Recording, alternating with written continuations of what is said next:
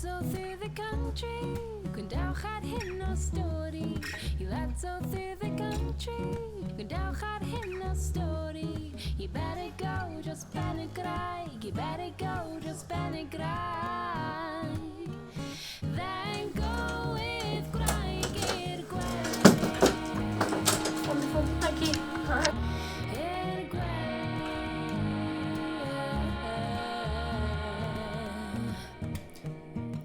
My wife did send me way out down to the river Tafod. My wife did. It's a beacon of hope. It's a symbol of how things can turn around. That the building came to symbolise the decline. Well, first of all, it symbolised the rise of Merthyr Tydfil, and then the slow decline mirrored in the decaying of the building.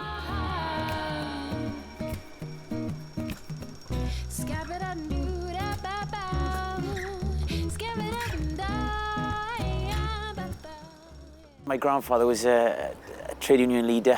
He was the lodge secretary of the NUM in Merthyr Vale. And he talked about how a lot of workers came from all over the world to work here, from Spain, from Ireland. And they were oppressed, and how they worked together to overcome that oppression. And this, of course, led to the Merthyr Rising all those years ago, and how troops occupied Merthyr for 40 years afterwards. So yes, the birth of a town of Merthyr Tydfil can be dated from 1831 and the Merthyr Rising. The Iron Masters, that's Crochet at Cyfarthfa, Homfray and his successors, Thompson and Foreman at Penydaran, Hill at Plymouth, saw the idea of a town hall as competing with their central control of their little areas, in some cases large areas, of their village of workers. Merthyr was trying to push for a town hall for nearly, 100 or so years, more or less, because as soon as the iron industry was well established and well on its feet by the 1800s, early 1800s, there was a push to get, centralised kind of councils and democracy locally, so you need a town hall building for that. But it was always put off because there was no parliamentary representation in Merthyr, so there was no one fighting the good fight to get that building set up. It was always built as a civic centre in the sense of late Victorian and Edwardian Wales. It was for administrative purposes, first and foremost. It was a window looking out down Castle Street as an advertisement for Merthyr's late 19th century grandeur. Because it was meant to be this kind of grand statement, cutting edge kind of architecture and style, very stylistic of the period, and the bricks that was used, the colours of the bricks, every aspect of that building is meant to kind of just have an impact. People were meant to come to the town and remember that building more so than any other, because it's the town hall, it's something the Merthyr had been fighting for so long, and now it's here and it's bigger and bolder than most buildings of the town had ever seen. So in every aspect of the style of it was designed to be functional on the inside, but on the outside, very kind of, impact on the eye, beautiful. It's built by an outsider. E.A. Johnson of Abergavenny was the designer. Gibbon of Cardiff helped draw up the plans. No expense was spared in making this the finest gesture of late Victorian splendour in Merthyr Tydfil. It sums up the history. It is the last piece in the jigsaw of a line of business, commercial and retail optimism running from Flux at the top end of the High Street to the Fountain at the very bottom end at Lower High Street.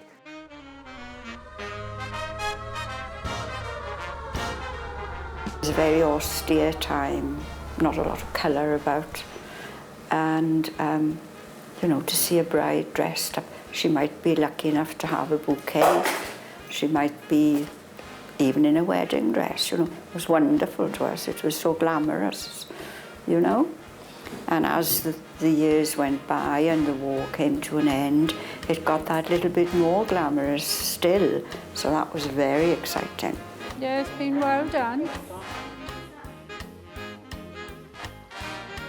I can remember my first visit, but it wasn't as a counsellor. I came here when I was 16 years old to be interviewed for a job by the town clerk, T.S. Evans, in one of these rooms along here. But I didn't get the job. It's an amazing achievement, and again with Howard Winstone, you know, a man he'd lost a few fingers on his one hand, you know, and he went on to overcome all that adversity to become the world champion. Someone like us, you know, it's incredible. But I can remember the day when Howard came home and stood on the balcony, and it was raining heavily, and there were hundreds and hundreds of people around you know, celebrating the fact that he could hold up the World Championship belt that he'd won up in London. Well, Howard Winstone again, and the Queen, and of course whenever there was voting, S.O. Davies was a member of Parliament here for years. You know, he's part of the town hall really, and he'd be out. That's it. That's the only thing I remember mainly. Yeah, I was at the game, and I was here when they came back then on the bus, and they all, you know, it was full. There must have been about 1,000 people covering the curb. But yeah, it was a massive crowd. It was such a massive achievement. You know, Newport County were a league club, and Merthyr weren't. So it was amazing. It was something to, well, as I say, it was the best building in town really.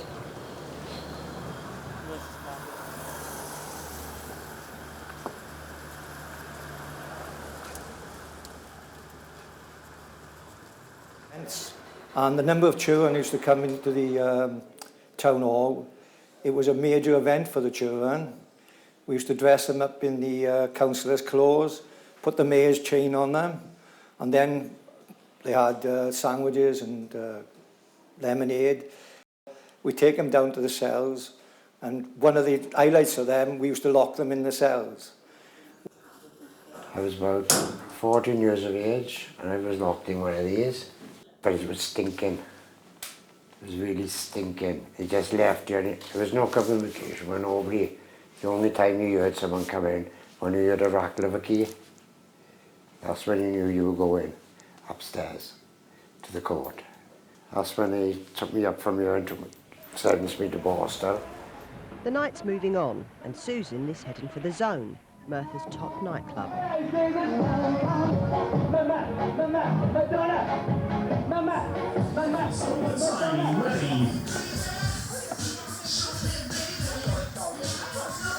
The weekend starts here, the early start. You ready tonight? Yeah, well, personally, I remember it well. The first time I think I ever went in there was for the under-18s disco in the Zone and Chambers. And I went down there for that, and then quickly, still well under 18, going in there for the over 18s in the Zone of the Chambers. But that's what I grew up knowing it as, is this multicoloured nightclub with bars and people everywhere really, a real centre, hubbub of nightlife in Merthyr really more.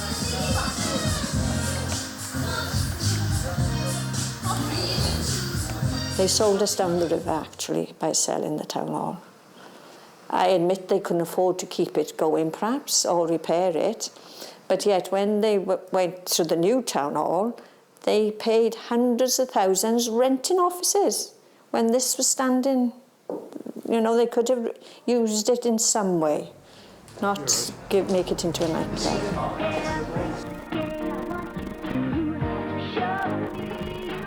When it first started opening, there was someone new to come.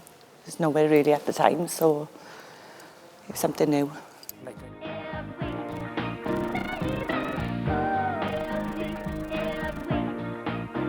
I got a lot of good memories here, obviously coming out with good friends. That's where we always used to meet up. Sundays here were outstanding, because we used to have it downstairs and upstairs. And there was a DJ here. Basically it was the pre-club part of the night, which was free. I mean, obviously you paid to get into a nightclub, but this was the pre-club bar, really, where you'd have a drink prior to going upstairs to the nightclub. I think there was downstairs, I think. What about? The cells downstairs. Saturdays? Yeah. There's more older people on Saturday, weren't there? Yeah. but fighting mostly Sundays. Girls being beaten up, boys being beaten up, ambulances, police cars. We even had to endure mounted police up and down the street. We'd have lights up there telling us where they're fighting. The lights would come on, flash, so we just run through the crowd and sort it out then. Night after night, fights, knives, abusive behaviour. Our homes weren't safe.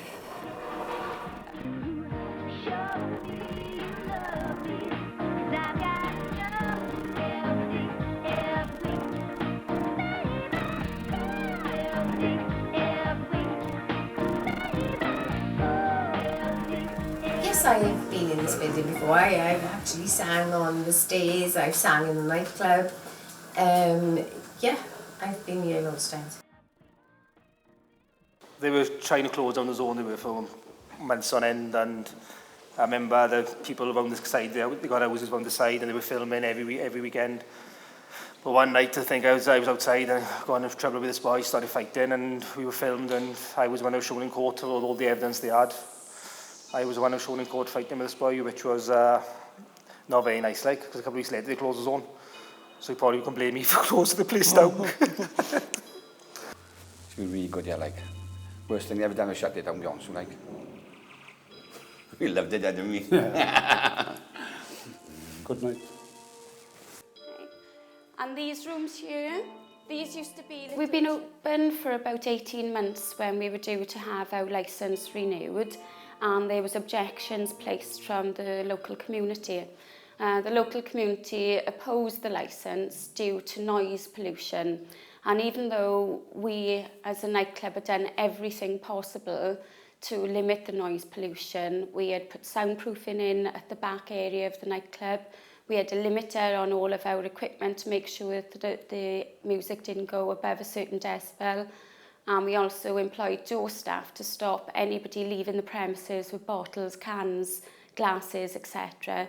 The local community still weren't happy with us being here. Because of the noise. The noise and people scrapping in the alleyways and whatever else they were doing in the alleyways. Whatever else. So they tried to shut down for years. They had their way in the end, didn't they? I was very upset when it closed because, like I said, it was good for me as a DJ, and it was also good for the town as well, I thought, because it obviously bringing names to the town, and it brought a lot of enjoyment to people, really. So yeah, I was kind of downbeat about it. Probably was one of the best nightclubs in the town at the time, and I was very gutted when it shut down, to be honest, because there's nowhere to go now. Every day we passed it, you know, for years we lived there, and even when we moved away for 5 years, when we came back, the building was just getting, you know, worse and worse. There were bottles, and I could hear them in the night, bottles and stones going through and smashing all these beautiful windows and bashing the doors in. And I can remember one night, or one late afternoon, friends and our wife had been down to the Castle Hotel for a meal, and as we came up the hill, the side door, which was supposed to be a piece of board up against it, was broken open. So we came in to have a look, and it was just utter filth. Pigeons galore and rubbish on the floor where people had been throwing, as they going home, throwing their rubbish, you know, all into the building. It was disgusting. It was a shame. In fact, I would have preferred it if they knocked the building down, the state of it, because it was beginning to affect our lives with the filth and everything else around you. But once it was empty, it was going to deteriorate, which it did, and it began gradually. I mean, my biggest grief was the stained glass windows. I know that sounds pathetic, but I was heartbroken because each day would see another section blow, you know, a brick or whatever, any bits and pieces. The windows just one by one got, well, demolished. And I could not see how they could ever replace them. And I know it's silly, but the building was a big part of the lives of the people who lived in this vicinity. So when I would drive past this building on my way to work every day, and I would see all of the bushes growing out of the brickwork, the windows being smashed, it was absolutely heartbreaking because it's a beautiful building and with a lot of its original features still intact. All the time, ready.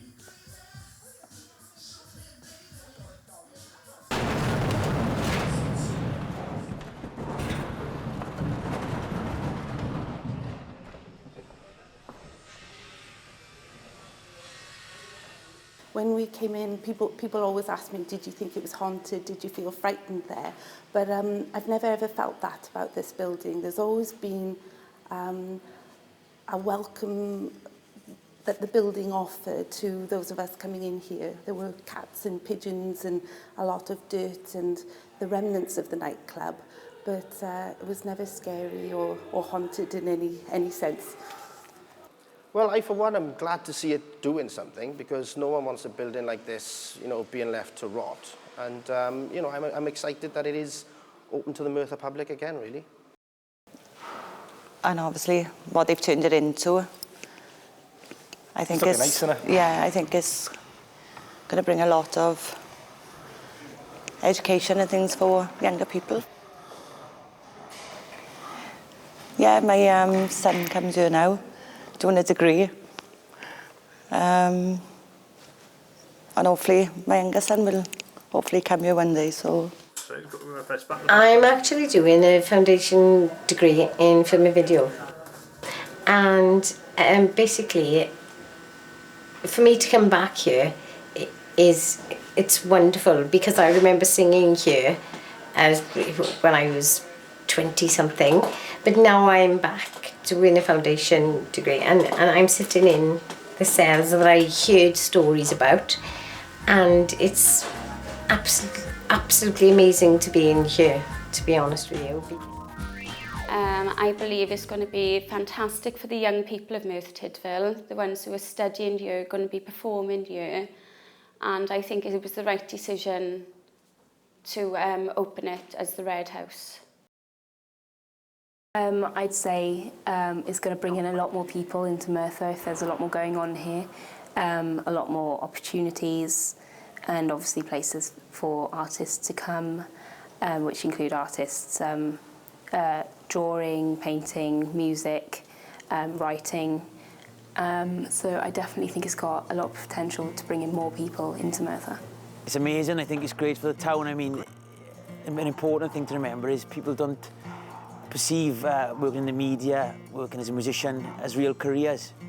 And something like this shows them that there is an opportunity to have a real career in that industry, you know. Times have changed.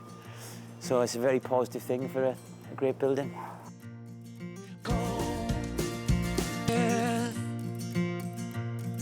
It's cold in our blood and cold in the dirt. Living this way is how living is done. You watch my back and I watch your son. Hey,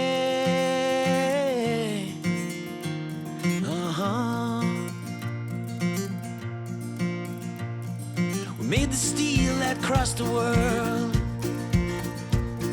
This was the engine's place of birth. Made champions that were born to fight, with hearts that burn like furnace light. Hey,